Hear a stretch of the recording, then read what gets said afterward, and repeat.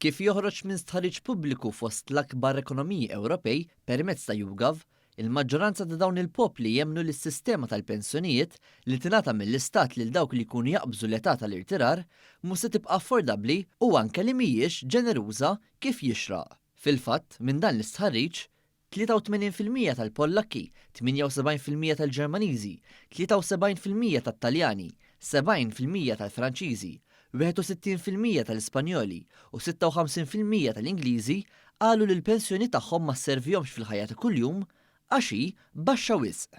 Minn barrek, il-maġġoranza ta' dawn il-popli wkoll qalu li jinsabu nkwetati bis-sitwazzjoni attwali waqt li lanqas mhu biħsiebhom jappoġġjaw xi tibdil fl-età tal-irtirar jew fis-sistema attwali kif qed jiġi propost minn qatt ta' gvernijiet. Tali sitwazzjonijiet f'dawn il-pajjiżi huwa assoċjat mal-fatt li l-popolazzjoni aktar ma jmur qed issir iżjed anzjana, b'inqas fid-dinja tax-xogħol u allura inqas kontribuzzjonijiet soċjali. Dan kollu jikkuntrasta bi sħiħ mas-sitwazzjoni attwali f'pajjiżna fejn il-pensjonijiet qed jolew minn sena l-oħra, filwaqt li kif imħabbar diġà fis-sena l-ġdida se tingħata l-11 żieda konsekuttiva lil pensjonanti f'Malta u Għawdex kollha.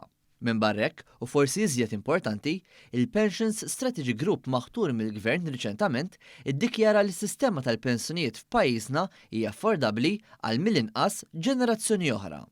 Fuq kollox, il-Gvern Laburista mmexxi mill-Prim Ministru Robert Abela wkoll qed jaħseb għal ġejjieni, tant li ħabbar pakkett ta' miżuri fil-Baġit 2026, partikolarment l-akbar tnaqqis tat-taxxi lil ġenituri li jaħdmu favur it-tkattir tal-familji.